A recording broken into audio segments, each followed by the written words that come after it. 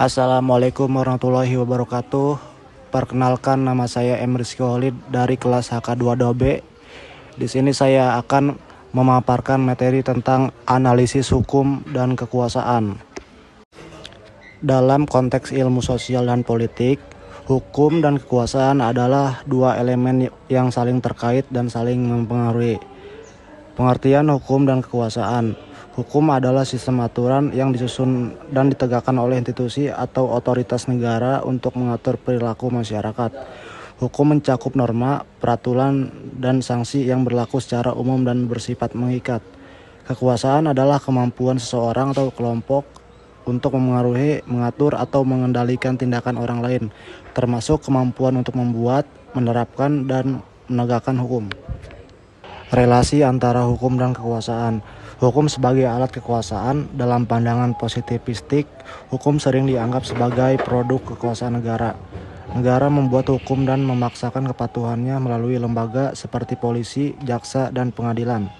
Kekuasaan dibatasi oleh hukum, rule of law, dalam sistem demokrasi atau negara hukum.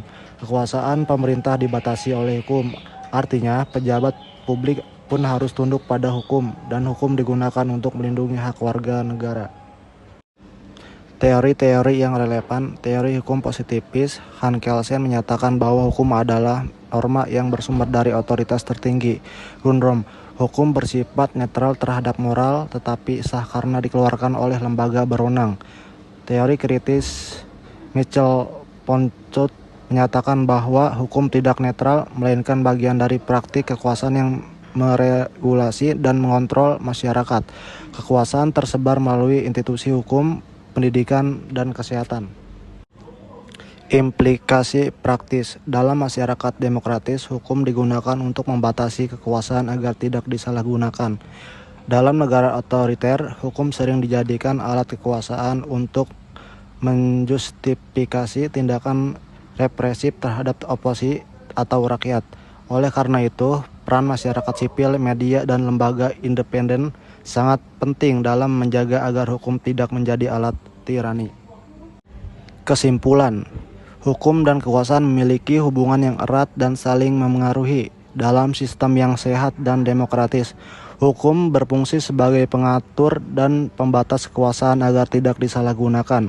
Sebaliknya, dalam sistem yang otoriter, hukum bisa menjadi alat yang legitimasi kekuasaan yang menindas. Oleh karena itu, penting untuk memastikan bahwa hukum ditegakkan secara adil, independen, dan tidak dipolitisasi, agar kekuasaan dapat dijalankan secara bertanggung jawab dan berpihak pada keadilan. Demikian pemaparan materi dari saya, kurang lebihnya mohon maaf. Wabillahi taufiq wal hidayah. Wassalamualaikum warahmatullahi wabarakatuh.